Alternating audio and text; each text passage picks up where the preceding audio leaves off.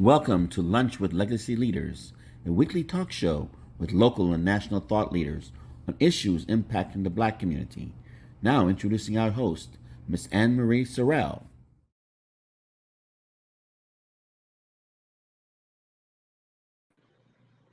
Good afternoon and welcome to another episode of Lunch with Legacy Leaders. I am your host, Ann Marie Sorrell, President and CEO of the Mosaic Group. Thank you for joining us this afternoon. Before we get started with our broadcast today, I would like to thank our sponsors, Florida Power and Light and the Florida Lottery, for making this broadcast possible. Today we have a special guest. We always have a special guest, of course, but today we have a really special guest. I'm super excited to introduce and welcome this young lady. She is our youngest guest to date. She's a native of Miami and a very impressive young lady. So I'd like to welcome Miss Danielle Geathers, and I hope I pronounced her name correctly. She's the president of Massachusetts Institute of Technology Undergraduate Association. Welcome, Danielle. Thank you. Happy Thank you. And it's Geathers, like leathers. Geathers, right? Yeah, like feathers. Okay, so like feathers, right? So welcome, Danielle. I'm going to tell a bit about you to our audience. Danielle Geathers, a rising junior and mechanical engineering major at MIT, which is Massachusetts Institute of Technology. She is the 2020-2021 student body president, the first Black woman elected as the president of MIT Undergraduate Association. Danielle is a fourth generation native of Miami, Florida. She was the 2018 Silver Knight Award winner, 2018 Miami-Dade County Scholar Athlete of the Year, Coca-Cola Scholar, Foot Locker Scholar, Burger King Scholar, and a WAG Scholar. She is a member of the National Society of Black Engineers, Ron Brown Foundation Captain, MIT Black Student Union, and MIT Black Women's Alliance. Welcome, Danielle. You are so impressive. Thank you. Did I leave anything out? I'm sure there's probably more. No, you covered the bases. I covered it? Okay, good. Well, I want to just kind of start with your journey. What made you choose MIT? Yeah, so I think early on, I always was interested in STEM and tinkering in general, so like engineering basics. And then once I found out and really kind of discovered that I wanted to study engineering in college, I kind of looked at like the top schools for engineering, and MIT obviously stood out. And also one other thing that was important in my decision was kind of how collaborative an environment it is. I think at a lot of Ivy Plus schools, it's very competitive. You hear about people in the library all day, and I didn't want a college experience like that. So I loved MIT because it was very friendly and collaborative, and everyone worked on everything together. Wow. Wow, that's, it would have never crossed my mind when I was applying to colleges to think about how collaborative campus is and the organization is. So that's definitely different. Interesting. So what made you run for student body president, and what does it mean to you to be the first Black woman to be elected as MIT student body president in the school's 159-year history? Yeah, so I'm excited and incredibly humbled to be able to serve my community in this way. As a freshman who came onto campus wanting to help change things, I kind of saw the BSU Black Student Union as a way to do so. And I joined 3 of the 5 committees. I was very passionate about making change there, and I just didn't see student government as a way to get anything done. I ended up joining haphazardly because I had a friend who was in one of the committees and they were looking for freshmen mid-cycle. So I joined that way. And then as I got more involved, I really saw, wow, there's a huge potential for impact. And having had that experience when I was looking to have a potential for impact and I didn't see student government there, I really saw a potential for improvement just in terms of how visible our student government was and how inclusive and supportive of the Black community and underrepresented communities in general it could be. So how did you kind of take us through the process? How did you go from being involved with the Black Student Union Association, then saying, I'm going to reach even higher and I'm going to look at being over our entire student body population? Kind of walk us through your thought process and then the whole process of how you scored the victory to actually make it happen. Yeah, came from some people who were very intentional kind of about the recruiting efforts. So we have committees in our student government. So one's called Student Support and Wellness. And they kind of were looking around one day and they were like, wow, we're student support and wellness, but we're not very representative of the student body. So they decided to be really intentional in terms of reaching out to underrepresented student groups to try to recruit members. So I was a member of Black Women's Alliance, and they sent out an email. And as a freshman with extra time on my hands, I was like, oh, okay, like this seems interesting. I care about student support. So I joined the committee, learned more, took on some projects, stood out as a young leader. And then the next year, I was actually appointed to Officer on Diversity.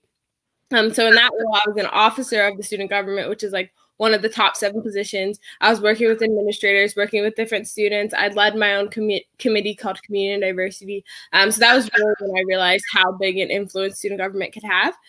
So kind of coming into this year, only 3 of us were eligible to run because everyone else was graduating. And at first I was very hesitant. I didn't really know if like I was the type of person who should lead the student body. There's so many issues, and I was really, really passionate about the diversity sphere, but like a bunch of other issues on campus that I cared about, but I wasn't like gung-ho, like very policy focused on them. But then I spoke to a lot of people, and they were kind of like, we've never had someone who cared about diversity as much in this position. You could actually make change. So once I kind of changed my mindset around that and saw the kind of potential benefits that could happen from me being in this role, I decided to run. It was a crazy campaign because it was all online because of COVID. So I had to make an Instagram page, a Facebook, Twitter, kind of on Zoom calls 12 hours a day. It was very intense, but I was happy we came out victorious. Wow. Well, congratulations. So give us an idea of when you talk about diversity and inclusiveness at MIT, give us an idea of the demographic breakdown at MIT. Yeah, so I think we're technically a minority majority school, even though we're still a predominantly white institution as an institute as a whole. But in terms of Black students, it's about 5%. And Black women is actually less than half of Black students. So we're definitely the minority. But in general, in comparison to like white students versus other underrepresented groups, it's more equal. So in comparison to like a lot of typical state schools in general, we do have more minorities. But in terms of Black students, we're still very low. Okay. Interesting. So what are your plans as student body president? And so we'll start with there. What are your plans as student body president? Yeah, definitely a lot of plans. I think a lot of them are surrounding COVID, because that's when I ran. So we ran on unity, authenticity, and equity because we thought those things would be so important, specifically since we were remote at the time and we expected that a lot of us would be remote in the fall. So like I mentioned earlier, our student government just has not been as visible as it should be. If you probably ask anyone at MIT, just randomly picked up a student, I doubt they'd know what the UA is, which is our student government, the Undergraduate Association. So one of our first goals was, how can you serve people if they don't even know who to talk to when they need something? So really making sure that our Instagram was up to date. We were reaching out to students. Part of the best part of being in student government is you have everyone's email list, right? So it's like called Undergrads.at. It's very like illustrious. Everyone wants it because you can email students and tell them important updates, but it wasn't being used properly. You can have forums and get student feedback and amplify their voice, but it just wasn't happening as frequently. So we wanted to be really transparent in our action so people knew what we were working on so they could help inform us. But then also we wanted to hear students who can best advocate their voice to admin. So kind of that visibility, transparency was our first thing.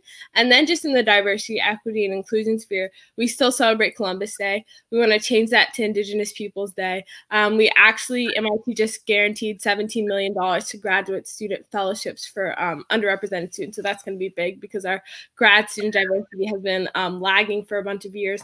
And there's a bunch of other things. One of the biggest projects I'm working on now is trying to get MIT to shift some of our cash deposits to a Black-owned bank. So that's an exciting thing. Wow, that's amazing. And to think, because I don't even know if putting it in perspective, you know, you're able to have these different changes that you're working on a college campus, and just imagine if that was able to spill over into other campuses. And I want to touch on, you said equity, and that has been, you know, probably one of the major buzzwords over the last several years. As students, and I'm really happy to hear you talk about equity. As students, how are you defining and empowering your fellow students to know the difference between equality and equity. Yeah. We actually had a good conversation kind of after our financial aid policy was released, like given COVID. So the idea of like looking at all students equally versus like that's not true when it comes to socioeconomic status, and kind of how COVID already disproportionately affects students who are in the lower brackets. But then what policies are we doing to provide extra support for these students? So I think it's important, just equality, treating everyone equally, right? If we all don't come with the same background, with the same resources, how, if treating us all the same, giving us the same resources won't like progress us equally kind of at the end. So I think it's really important. I think that's something I'm kind of fighting against, the idea that MIT is a meritocracy. So although maybe your performance once you're at MIT, you're giving enough resources to succeed, maybe then we can talk about a meritocracy, but the whole meritocracy and admissions just isn't fair when people are coming from different backgrounds and have faced very different obstacles. Wow. Again, my heart is smiling here. So how can you inspire other students of color at other predominantly white universities and colleges to be engaged in student government on their campuses, and why is that important? Yeah, honestly, I think this is a movement that started so much longer before me. Yale actually has their first Black student body president. He's still in office. Stanford just elected a Black woman president. I think Brown has a president. Harvard has a Black VP. So I honestly feel really blessed kind of coming into this time when there's so many of my colleagues at these top tier institutions who are Black and leading their governments. It's great. I also think we have a big Black student president group chat with all the HBCUs as well. So I think in general, making sure that we are using our resources as top tier institutions. So one, help our HBCUs, fellow colleagues, but then also help students everywhere. So I think as part of being Black students in PWIs, like it's a really heavy burden to kind of like push for change. And I kind of also want to like emphasize that you don't always have to be the one fighting to improve your institution. I think part of what's really powerful about student government is even if I'm a Black leader, like my student government still isn't like the BSU, you know, we can support the BSU and we can kind of talk to admin and help enforce those efforts. But I think one of the powerful nature of being part of student government is kind of being able to give that extra boost. You're not expected to fight in diversity. So when you do, it's even more powerful. Absolutely. Well, definitely keep up the good fight. I want to switch gears to STEM. Mm-hmm. And, you know, engineering is one of those careers that, you know, no matter if it's electrical, mechanical, civil engineering, and so on and so forth, there's always going to be a need for engineers. And it's so great to see that you've chosen a career in STEM. And there's a lot of push around STEM, especially among students of color. There's a lack of women in STEM. There's a lack of women of color in STEM. And there's definitely a lack of just people of color in STEM as a whole. And so what I want to ask you is, do you see a shift happening among your peers, being more career focused on STEM careers? And what advice can you offer parents and middle and high school students regarding careers in STEM?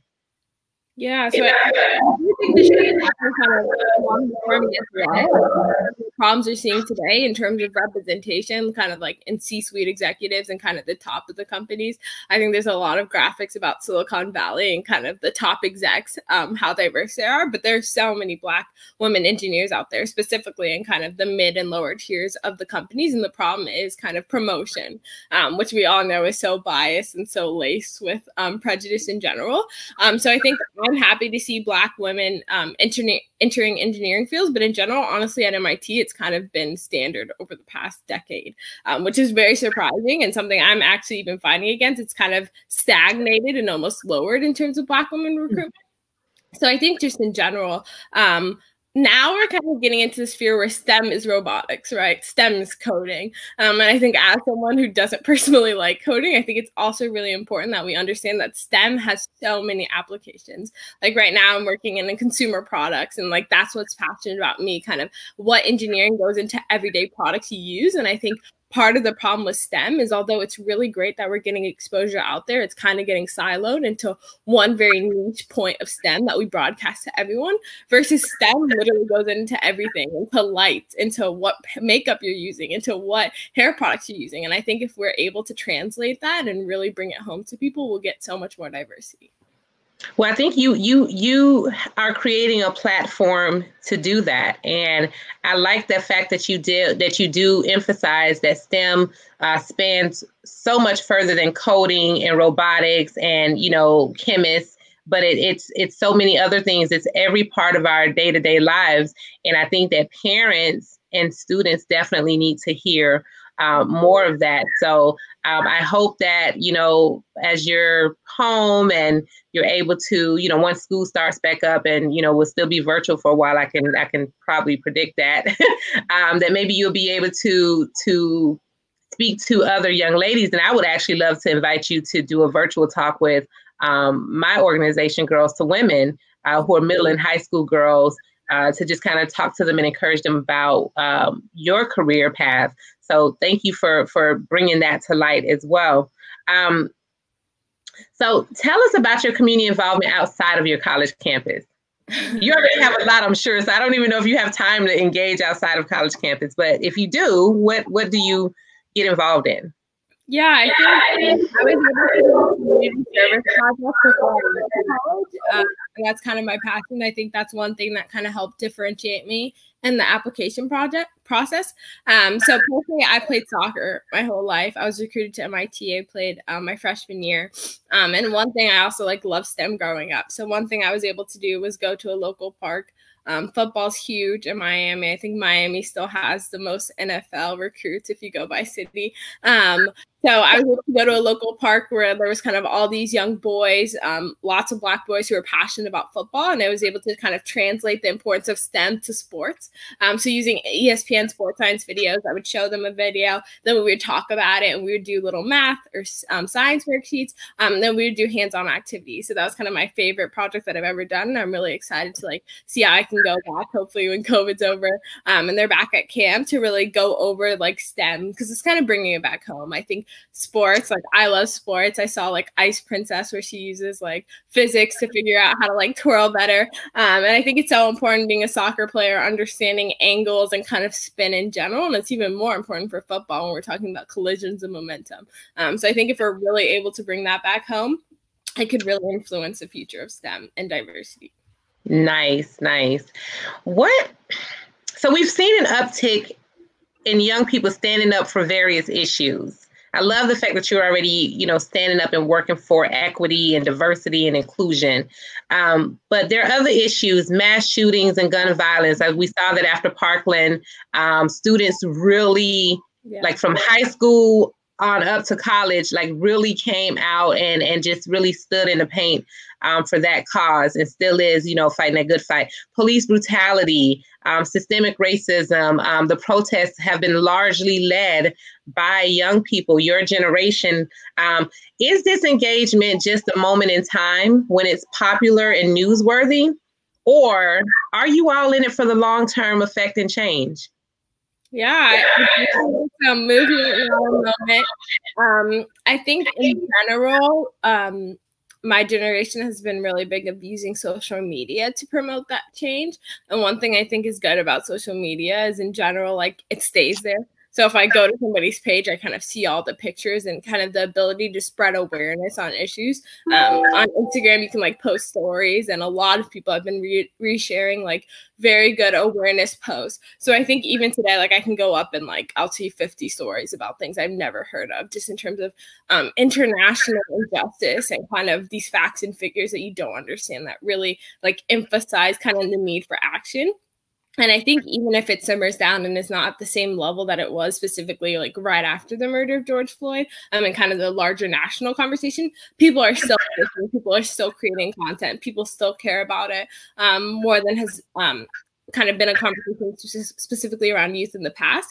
So I think one really big thing that will promote this being a movement is the idea of people really reflecting, specifically non-Black people, thinking about what's in their mind and their prejudice. I think a lot of us, specifically in the corporate world now are kind of seeing like our bosses and our whole community having these conversations around race, which seems like they've never happened before at this level.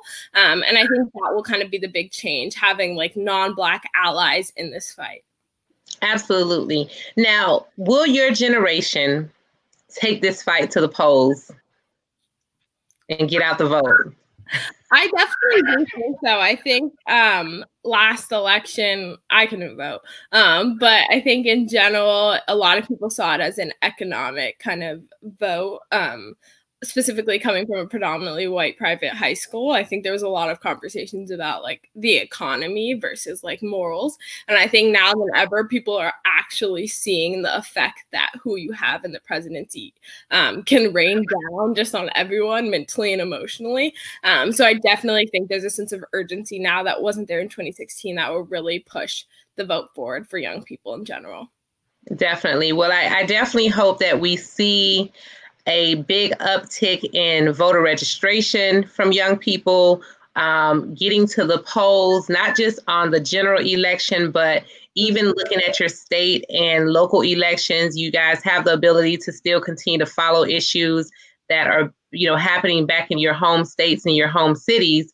And you can vote by mail on those issues and on those candidates as well. So we definitely encourage you and your peers to be a part of the process, in addition to, protests and being a voice on social media, which is also necessary, and also engaging, creating those conversations with our allies, our non-Black allies as well. So I think it's so important that you all definitely, take a holistic approach. It's really, I hate to say it, but it's really your generation that's going to continue to solve some of these issues that we have today.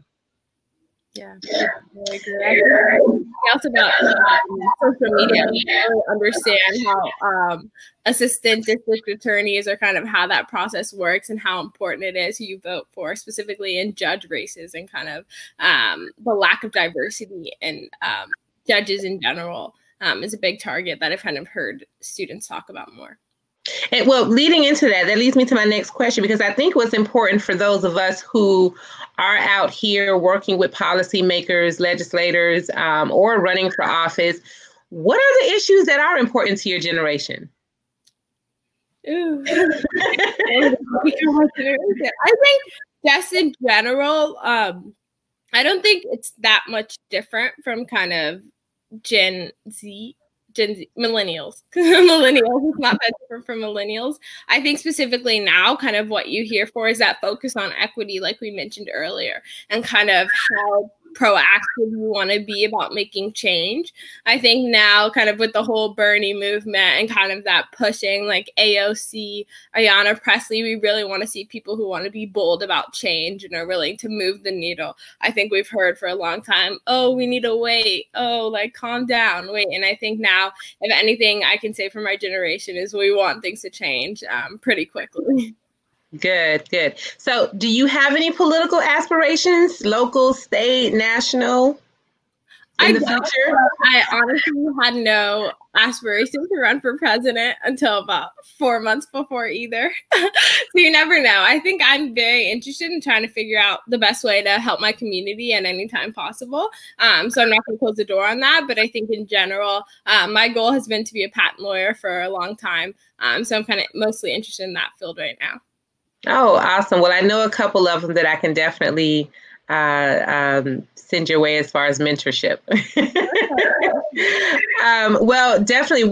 As a community, what can we do to support you, students like yourself? What can we do to make sure that you're successful at the things you're doing on your campus, as well as, what you're doing, back in your community back home? How can we as a community be a support system for you?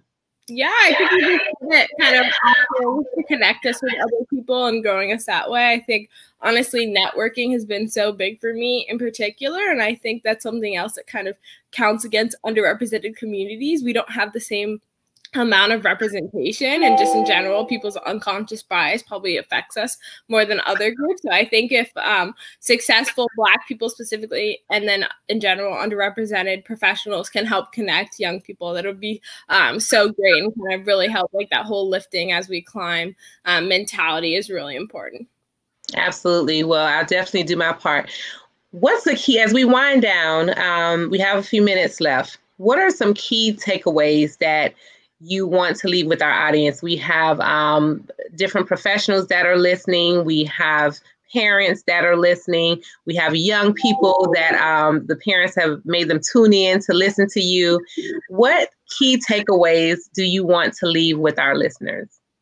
Yeah, I think in general, it's very hard for specifically my generation.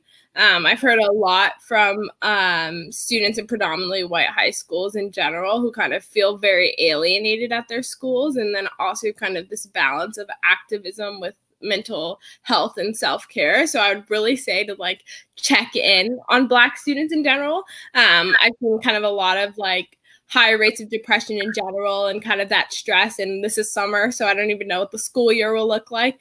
So I think really emphasizing the need for self-care, self-love, and like taking mental breaks. I think social media is great because you can find out about things, but it's also addictive and it's kind of a constant cycle of possibly trauma. So also just encouraging young students to unplug and to take a break, and that although the fight will be carried by them, it doesn't only have to be on them. Absolutely. Absolutely. Is there anything else you want to share with our audience before we conclude? No, I don't think so. Just in general, I think it's important that all of us are really supportive in this time and kind of stay away from divisive attitudes and just make sure that we're connecting. Absolutely. Well, very good. I am so proud of you. I'm so happy to have had the opportunity to meet you virtually. I look forward to following your career. I think you have an amazingly bright future. I look forward to you continuing to inspire and motivate and empower other students and your peers, not just in STEM, not just on your campus, but around the country and around the world, because, you know, you've had many major appearances and interviews, and I just want you to keep that up and just know that you do have a community here in South Florida that supports you, and we would do whatever we can. I'll definitely reach out to you offline to get you that patent attorney that you can reach out to. She's a good friend of mine. And then whatever other resources that we're able to extend to you, please do not hesitate to contact us at Legacy or myself at the Mosaic Group or any other community members. We have several people that have commented on this post, so make sure you go back and watch it as well. And thank you so much for tuning in. We're just going to do a couple of quick announcements. I want, everybody, please continue to follow this young lady, lift her up in prayer. And, let's be a supportive community around her and other young people in our community that's doing amazing, amazing work. And that's just doing a really good job. Be sure to check out our political issue of Legacy Magazine at miamediagroup.com. Elections, our August elections is only 1 month away. Actually, it's less than 1 month away, August 18th. You should all have your vote by mail ballots by now. So please make sure that you are completing your ballots. Make sure that you sign them properly and return them on or before August 18th. You want to learn about your South Florida candidates, again, miamediagroup.com. Also, the November elections will be coming up. So right after August, we have the November elections. You can still request your vote by mail ballot for both elections. The 40 under 40 issue will drop on August 12th. Can't wait to see our 40 young professionals in Miami and our 40 young professionals South Florida for Palm Beach and Broward County. So make sure you check that out on August 12th. It will be sent out in the distributed in the Miami Herald as well as the Sun Sentinel, and it will also be available online at miamediagroup.com. Next week, we will be joined by Mr. Rick Beasley, the Executive Director of Career Source South Florida. Can't wait to talk to him because I'm sure there's a lot going on with our workforce, especially in the middle of this pandemic. So be sure to check us out next week. And please share this video, especially if you have young people at home or if you mentor young people or if you're an educator, share this video so that they can be inspired by Miss Danielle Geathers. She has been amazing. Thank you so much again for joining us, Danielle. Share this video, add Lunch with Legacy Leaders to your calendar, and tune in with us next Thursday at noon.